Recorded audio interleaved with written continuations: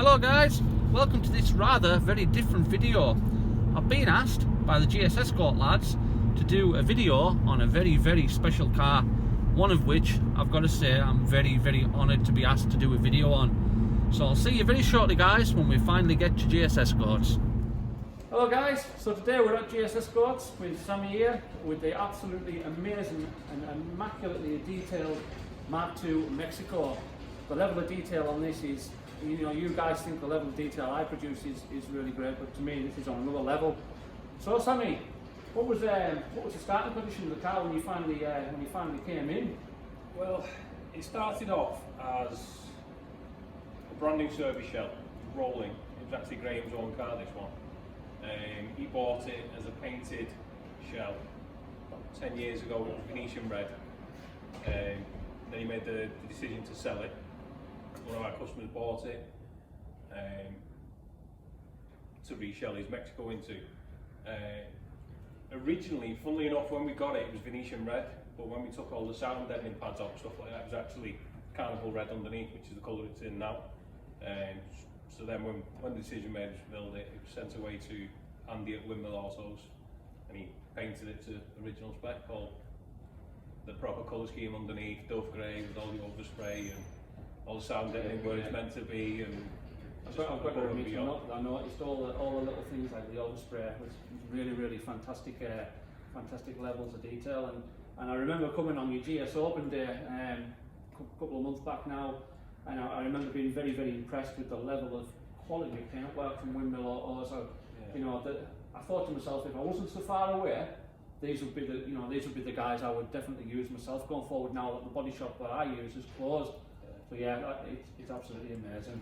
Well, the good thing about Windmill is they're still Ford enthusiasts, because Andy himself he's got a collection. Well, Andy's on the open day is Saf Cosworth outside the grey one, and he's black 3-door Cosworth as well. So oh no, sorry, it wasn't. It was his 2-wheel drive Saf and his Mk2 RS2000, the yellow one, which he's just finished restoring. But he's got a nice collection of classic Fords, and he's enthusiastic about the job still. So he likes turning out jobs that are right. I think that really helps as well when you get people that are enthusiastic about a certain car. It makes a massive difference, doesn't it? I think, because they know what they're supposed to be like. The more into it. It's not just a backstreet garage taking on a project that aren't really interested. They're just doing it for the money. It's You've got to have the interest, haven't you, to make it right. He done hours and hours of research just so the overspray was right underneath and the black overspray was right, and you know, things that most people would just overlook. He went crazy on that, so it looks original. It definitely does. It's hats off to them, and same for you guys as well. You know, for the same level of detail that you guys are putting as well. It's exactly the same, really. You know, and it's yours as well, I suppose, of experience as well, knowing exactly where everything goes. You know yourself. I've often got in touch with yourself and Graham, etc., and asked for advice on my own build, because you know you guys have been there and done it before. Well, this one we had to do a lot of research on this one, because we've never built a car to this stand before. We've built some really nice cars over the years, but this is like the next level. Like.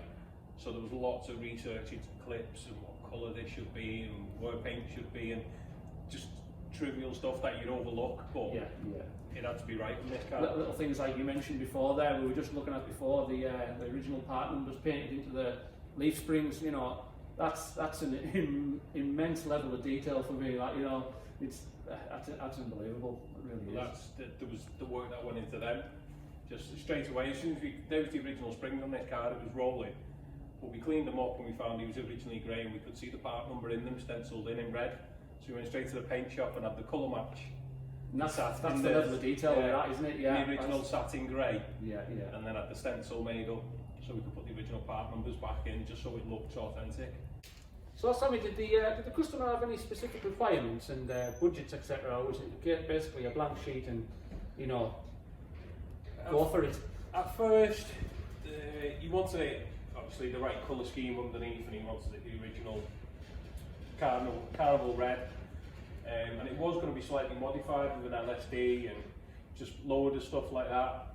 But then the shell come back from Andy's place and it looked so good original. You had to take it to the next level. Well, yeah, it sort of determined the rest of the build. You couldn't really modify it. Well, you could, but So yeah, he made the decision to make it as close to original as possible, which then meant a few little changes, like the wing badges. Because the later Mexico doesn't have them badges. Oh, right. It's only on early cars. It's only on the early cars, right? That's a level of detail I didn't know, actually. Well, I had to re-drill the wings. Well, I had to drill the wings because they wasn't drilled, which was an awful job on a painted shell. I know, I've been there myself, yeah. Also the boot lid, the lettering on the boot lid is different. On a later car, it just has an Escort script on the left-hand side and a Ford badge on the right, whereas an early car has the FORD lettering under the boot lock. Right. So then I just a bit like the Mark 1. Yeah. Well, the early Mark 2 Mexicos actually carry over a lot of features from the Mark 1 Escorts. Yeah. The pin switches on the pillars, the badging, the column, the steering column mounts in the bottom. Basically, a lower bulkhead as a Mark 1 Escort.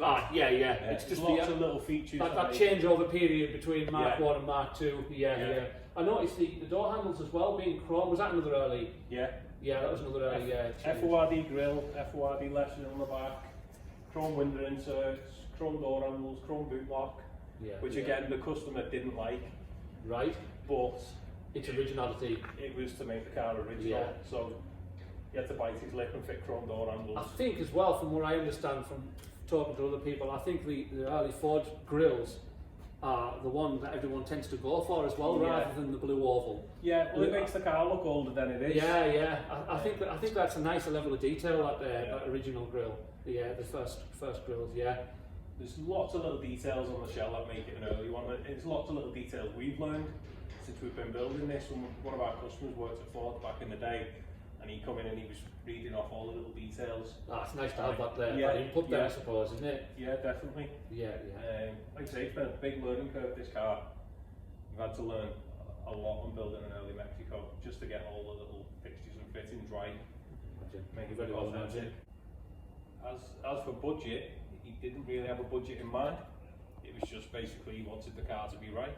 That's brilliant, isn't it? Because I know myself from doing my own, how much these take to build.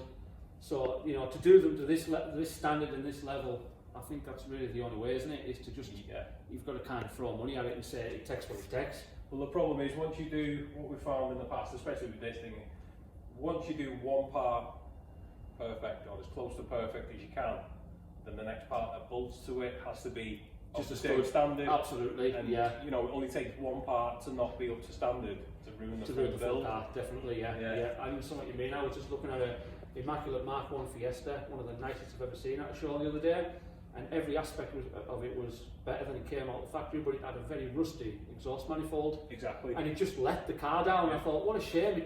Very easy to change, but that one little aspect, I thought that's just the only thing that car needs.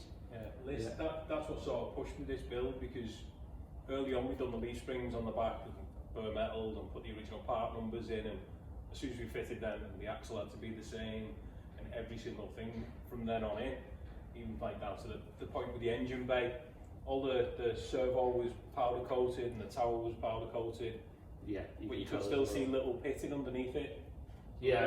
Rub it all back down again, fill and X prime, and just build it all back up just to make it look good. But then everything around it had to be at the same standard. The rocker cover, there's so many hours have gone into rocker cover blocking it. I can very well imagine. And even things like using steel brake lines rather than copper, which is another original feature as well, I suppose. Yeah, the absolute pain trying to bend steel and make them look original. I can very well imagine copper's bad enough, especially when it starts work hardening.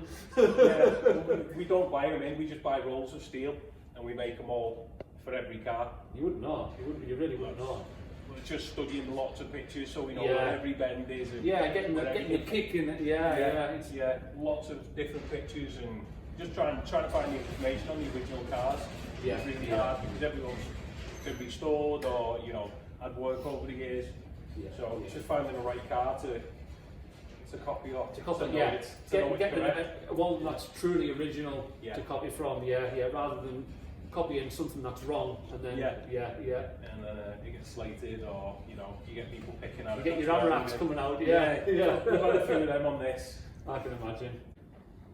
So Sammy, what would you say on this build in particular has been the most challenging part and the most and least enjoyable?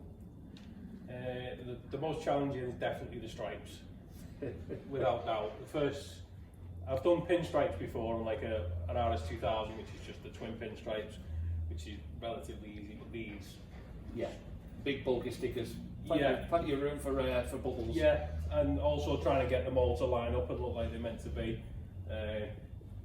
They come in multiple pieces, so every stripe is separate. This is one separate area, and it's just trying to make it all work and flow and get them straight. Yeah.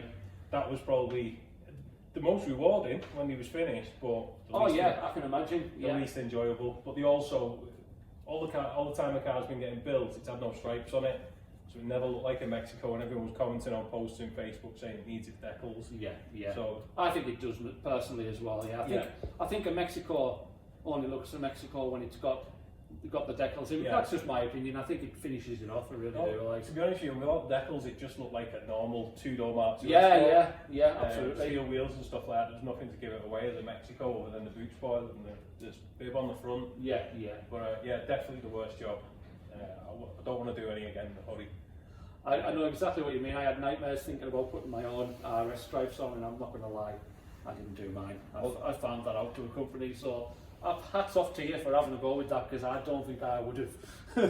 Well, it's, like we said earlier, it was. I knew you was coming today to film, and I think it was late Wednesday night. I decided it needed the stripes on for the video. Yeah. So I done lots of research that night, and then come in the next morning early and just cracked on. Yeah. If I thought about it too much, it wouldn't get done. So how long did it take you? Was it a full day job or? Yeah. I can imagine. Yeah, it was a very nice job. I can very well imagine. Challenging brake pipes. Yeah, another one. Getting them all bent correctly and. Yeah. Because every car is slightly different. I know like they should all be the same, but they are slightly different. Even from Ford. You never get two cars identical. No, this is it. This is it. They were never the same from the factory. Whether you look at two cars and they're completely different. I mean, panel gaps as well. This is another thing about the cars that you guys produce, and a lot of the companies that are restoring them. When you talk about originality, you could almost say that, well, it's not original in the respect that everything lines up better than it would have originally, but it just seems the right thing to do, doesn't it, to make everything align better than it did originally? Yeah, well, you can. There's a fine line because you can over restore a car. And it look completely restored. Whereas with this one, we've tried to make it look factory. That's been the main goal. The goal from the start. Even with the paintwork, Andy, he said himself he could flatten buff it some more and make it like glass. I was just going to mention that. But he's purposely left it with a little bit of orange peel just for that originality. Just so it looks more authentic. Which probably isn't everyone's choice, and it's not what nowadays everyone wants to paint like glass, but it wouldn't have left the factory like that. No, this is it. I mean, I had a scratch in my boot lid, and the lad who painted mine come out, and he wet flatted it and buffed it, and that one little circle, the section on the boot lid, is absolutely like glass. And I thought, I wonder if I should just spend a little bit more time and money and get the whole shell done like that. And then I thought, no, because again, as you've just said, you're taking it away from what it was originally, and you're thinning the paint, I suppose. You're taking layers of paint off to achieve that as well, I suppose. What would you say was the most and least enjoyable? That's definitely the stripes. Least enjoyable the stripes. Least enjoyable. Most enjoyable, probably fitting the engine and gearbox. Right. You just see how big change. Or it's either fitting the engine and gearbox or putting it onto its four wheels for the first time. Seeing the stance for the first time. Because up until then, it's just a shell, isn't it? It is. It starts to come together once you see it down on the wheels. Exactly. It completely changes the car once it's sat on its wheels. Yeah, I totally agree with you. It does make a big difference. You know that yourself from your car, once you see it on its wheels for the first time. That's it. I think that for me, the two biggest things are seeing it on its wheels for the first time and hearing it running for the first time. That's I'll probably get you back from the body shop as well. When it's a painted shell. When it's a painted shell, when you've seen it in primer for so long. That's another one. That's definitely another one. This shell actually, you've probably seen it on the first open day. Is that the one? Yeah. It was red down there. It wasn't this red, it was a darker red. But it was just a rolling shell. So I've known about this shell, Graham's, for about 10 years. So I've only ever seen it as a rolling shelf with some parts in it. Yeah. So to see it come back from the body shop from Andy's looking like this. Yeah, it's amazing, isn't it? Yeah. I was really excited, and I spoke to Paul, the owner, and I said to him, I'm really excited to build this car because it is genuine Ford shell. It's not been panelled up, and everything will fit. Yeah. And it's going original. Whereas all the builds I've done in the past have always been like... They've all been modified. Slightly modified slightly in modified. places, whereas this is as close to original as we can get. Yeah. It is. It's nice to do a build like this, I think. I mean, as I'm getting older, I'm starting to appreciate originality. Whereas when I was younger, I was always about how can I modify every aspect of the car. And now as I'm getting older, it's like, no, that's silly. That needs to be original. That needs to be original. But I've no doubt with my own car, as time goes by, I'll start thinking to myself, I want to put that back to original. I want to put that back. You know, as you get older, I suppose you mature, don't you? Well, I built this, but my own car is modified. Well, it's not now, but it will be as a building. Yeah, it will be modified because I still like a modified car. Yeah, well, I do myself because people have a go at you for modifying them. But what I always say to them is, if you can do subtle mods that improve the drivability of the car, make it nicer and more refined to drive, but still look right, then to me that's not a bad thing. That's a good thing, I think, personally. That's much the same as what I'm doing. I want mine to look, well, I wanted it to look like a Mexico, but after putting these stripes on, I think I'll do something else with the stripes. Yeah. But I want it to look like a standard car. I'll get somebody else to do it. Yeah. But with a different engine and lowered and different wheels and stuff like that. But yeah, I do appreciate a standard car. I like the challenge of making them look original. There's another amazing level of detail. I'll let Sammy explain a little bit more about some of the stickers we can see here. Yeah, the stickers are all the PDI stamps that would have been fitted to it at the dealership. It would have been someone's job to go over and check all the wheel nuts and check all torques and levels and stuff like that. And so every time that they check a section, another one of these stickers gets added. And then obviously we've got the one here, which is the original colour stamp. Yeah, we tried to fit as many original stickers as we could where they should be, and just to make it look more authentic, even down to the dealer sticker in the back window. Yeah, I spotted that before. Yeah, so that was the original dealer where the car was sold, wasn't it? Yeah, because the reg worked out it's a Blackpool car, so this would have been the dealership in Blackpool at the time that sold RS's. So that's the level of detail there. That's insane. And obviously the sticker on the tyre. Did they originally come with Pirelli tyres, or is that? So that's another. Yeah. That's fantastic. That really is. So Sammy, is it just yourself that's worked on this build, or has it been a combination of the full team? It's mainly been me on this one. Obviously Andy at Windmill. I did the paintwork. Did the paintwork. Yeah. He did a couple of bits on it as well. He did like the anti-tramp bars. He did the back plates. Yeah, he painted them afterwards because I've got to the point where I was just painting different bits and pieces constantly, and I wasn't building the car. So we give him some work to do, and he could do a far better job than I ever could anyway. That's their trade, I suppose, isn't it? It's a specialist area. Well, that's it. Like it would have. What took him a couple of days would have took me probably a couple of weeks. Ah, well, this is it. Yeah. I always noticed that with body shops. It took me, nearly 2 years to restore my shell. It takes a body shop a couple of, maybe 2 months or so. It's because it's what they do. It's what they do. The quicker on it, exactly. Each to their own, I suppose, isn't it? Yeah. I mean, we were just talking before about some of the level of details you've gone to on the underside as well, such as you were saying about the rear axle. Yeah, it's insane. The work on the rear axle was. Initially we had everything powder coated. But as you know yourself, when you powder coat, they cover everything, and you can still see the pitting through the powder coat, and that I wasn't pleased with that at all. No, it lets it down, doesn't it? Yeah, so it was a case of rubbing everything back down to metal and filling and prime, building up and stuff, and then all painted in 2-pack satin black, so it looks original. Yeah, that's it. Yeah. I had that with the backing plates. The backing plates on the drums, I got them powder coated. Brought them. Well, I went to pick them up actually, and the guy said. He says, I've seen your videos of your builds. He says, you're not going to be happy with these. He says, if you take them away and flat them back, he says, I'll re-powder coat them for you. And he did. He didn't charge us anything extra. He just redid them again. So yeah, you're right. That's the type of things that you've got to look for, isn't it? If you want it right, like. Yeah, and it's hard because these parts are still. There's nothing like back plates and axle casings. They're not reproduced, so you just got to basically find the best you can and make it. The best it can be.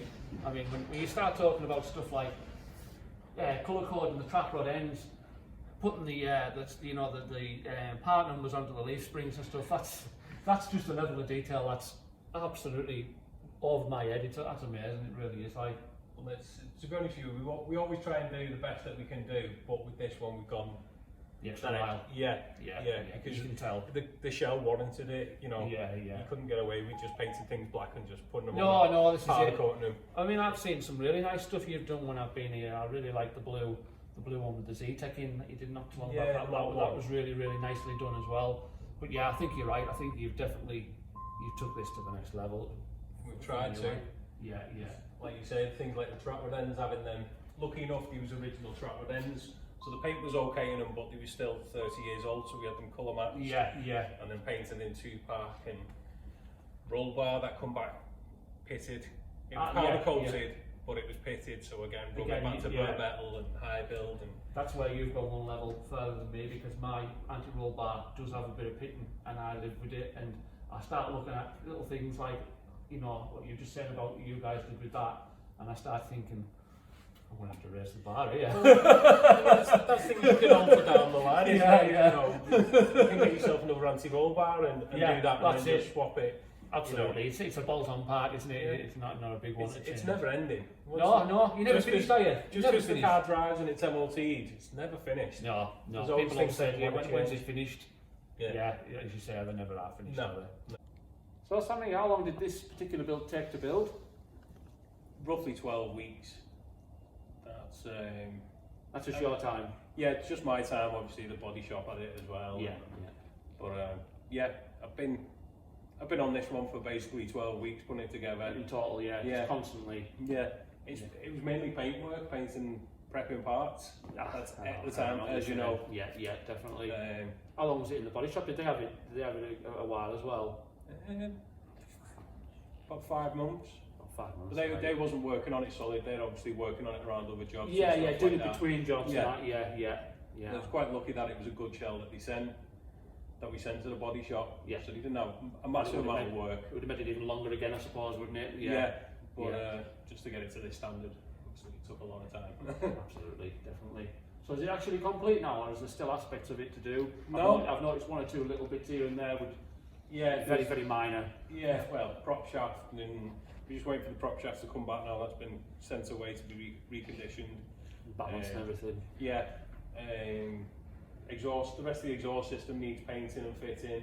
And then it's like weather strips, door cards, air filter. Just lock all the locking tabs and split pins. Check all the torques. It's purposely left all the back suspension loose so we can torque it when it's on the ground. Yeah, on the ground. So so that all the anti-trump bars and everything are in the final resting position. It can pinch on the bushes. I've heard people say about that. Realistically, there's not long left on it. No, I can tell it's so close now. It's finishing touches, really. It's finishing touches, as you say, and you know, the level of detail everywhere you look is just absolutely insane. It really is. Like that was always the aim. So everywhere you look, you know, because you can quite easily build a car and hide a couple of bits, you know.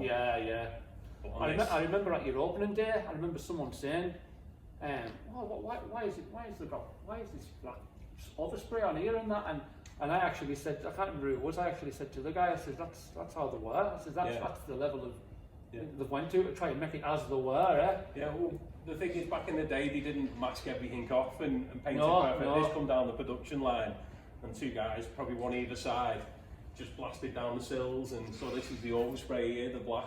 Ends, and same with the red, they never painted them underneath. No, I was just going to say that, that's how they were, isn't it? They would always act like paley cream colour on the underside.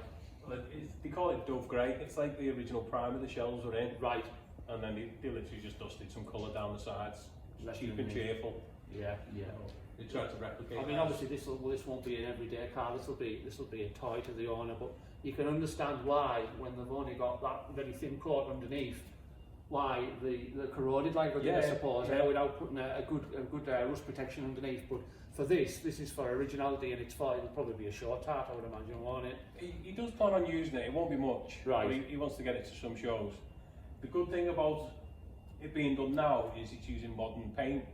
So it's got like an epoxy primer underneath, and you know, all the 2K paints, which offer a bit more protection than the old cellulose. Everything's come on, hasn't it, with technology? Yeah. The old paints were like water, so this is a lot thicker and a bit more durable. I'm not saying it'll last forever, but it'll last a lot longer. No, but it should last than a long original. time, especially not being an everyday car as well. Like, it's not coming out on salty roads and being used in all weathers. It'll come out, maybe it'll get caught out a couple of times a year in the rain, I suppose. But I hope not. Maybe, yeah, I know what you mean. I know exactly what you mean. That's my thoughts entirely. No, he does plan on using it, but I don't think he's going to be using it as much as he first bought. Yeah. He said the past couple of times he's come in and seen it, he's shocked at how good it looks underneath and stuff like that. He genuinely never expected it to be done to his standard. The only problem I think is, it gets to this stage, it gets to this quality, and it becomes a case of, I'm scared to drive this now. It becomes an ornament. Yeah, it definitely does, because I'm already starting to think, I planned on doing bloody donuts and stuff in mine, and now I'm thinking I couldn't. No, I couldn't do it. No, all the hours that have gone into it. And it's. I can understand why some people have a rough one and a good one. Yeah, that's it. Keith's got his own collection of cars, and he's got all these show pieces, and then what he calls his thrash car. Which just he just takes out and abuses. Yeah, absolutely. So Sammy, I can only assume, knowing what I'm like, that you must get some kind of attachments to your builds. It gets to a point where you maybe don't want them to go because you put that much love and care and attention into the builds. Yeah, definitely. Sometimes they can be a pain, and you can't wait to see the end of it. You can't wait to see the back of them until they start coming together, and you start seeing a car, and then you start getting attached to them. I can very well imagine. This one is. I think this one's always going to be special to me because I think this is the best one we've ever built. I know I can't say that because there's other customers, and each car's different. Each car's got good points and bad points, and you know, everyone's different. But I've always wanted to build a completely original car. I can understand why you say it's the best one because of that. Because of the fact that it's completely original, and to a lot of people that means more than anything. You know. The finer details, and I've always said I would never go completely original, but I do really appreciate that it must be so much harder to go completely original because you've got to find them right parts. It's not just a case of, oh, that's a bonnet spring, that'll do. It's got to be period correct, right colour, right shade, and because as you say, if you don't, the anoraks pick up on it, and then it pisses you off. I've got to be honest. When they're picking at your work and telling you things are wrong, and that's why we had to be really scrutinise the detail on this, because there is a lot of people out there who do know the cars. Definitely. The good comments are fantastic, but sometimes I feel you get comments from people and you feel like saying to them, well, come on, let's see what you've done then. You know, it annoys you, some of the comments you get sometimes. I'd have to admit, there's been a couple of comments on Facebook, and I've had to bite my lip and be really respectful because obviously it's a business. You've got to be professional. Everyone's entitled to an opinion. There has been a couple of people trying to correct us on things. This is wrong, that's wrong. And as I've said, if you can find me any evidence to prove that it's saying right, I'll change it. Because absolutely. It's not about me being right, it's about the car being right. So I'm willing to change parts if someone can give me some evidence to prove I'm wrong. Definitely. As you were saying before about the guy that you had come around that used to work for Ford, giving you little tips and tricks. That's the level. They're the people to listen to, really. I suppose they know what they were like when they left the factory. It's not an opinion; it's a fact. I suppose. There's a handful of people. No, I won't say I wouldn't take information off people, but there's a handful of people that I'd take as gospel. If they say it's right, it's right. And we're quite lucky that we can reach out to them whenever we want and get this information. Absolutely, It's the same with me with you guys. Whenever I need to know anything, I know, want to use or not, I'll pretty much be able to answer. There's a good chance. If we don't know, we can find you. Definitely. It's all about that experience factor again, isn't it? I suppose. So what do you think? What will be the next big project for you to concentrate on? The next build is putting this 3-door Cosworth back together, but that's more. It's not this type of standard. This is more a recommission. Bolton back together. And then there's obviously Duncan's car. Yeah. I know pretty well myself. Yeah. And then the Mk2 undercover there, that's going to be going on the ramp very soon. Yeah, I've got to admit, I love watching, seeing your pictures that you put up all the time with progress. Every week it's nice to see what you're on with, and I love coming here. I really do love coming here, because what I will say, I'm not just saying it for the video, but ever since I've started coming here, when Duncan first introduced me to you guys, I've always felt that I wasn't a customer. I was more, welcomed as a friend, if you know what I mean. Which is the reason why I like coming here so much. It's not, you don't feel like you're just coming to buy some parts, to look around, and then off you go. Come on, we've got to get on. Yeah. You feel like we get on with you all great and that, and I think that's great for anyone wishing to have a car built. I honestly think you guys are the people to come to. And as you said before, I totally agree. I think this is quite possibly one of, if not the best Mk2 Mexico in the country. I would have to say. We have talked about this, and it is hard to say because there is other cars out there, and there's a lot of cars that you don't know about, that being built as we speak. Yeah. But we'd like to think it's up there in the top 10. I would have to agree. It's got to be, it really has, because I've never come across that level of detail. My own certainly isn't to that level of detail either. I didn't realise just how far years had gone until today, to be honest. I knew it was a very original car, but I didn't realise just how far you took them details until... There's lots of things that we haven't talked about. We've only skimmed over it. Yeah. Even down to things that you can't see, that you'll never see, but they have to be right. They have to be definitely. For the right year for the car, and the heater box under the dashboard. You'll never ever see that.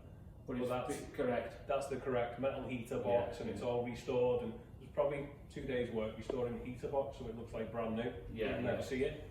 That's it, absolutely right, totally agree. Well guys, if you're the type of people that would love to have something to the quality that you see sitting here, but you maybe just don't have the ability to do it yourselves, feel free to get in touch with Graham, Sammy and the team, because this is the type of stuff that these guys produce. You're going to get something like this if you're patient, you wait your turn, etc. And obviously you've got the money to back it up as well, because these, as we all said before, they are not a cheap build. They're not for the faint-hearted. But yeah, it's a fantastic car. I'm really, really appreciative towards the GS lads for allowing me to come and do this video. Thanks very much to Sammy as well for all the description he's given of the car and all the detail. And I'll see you very soon, guys.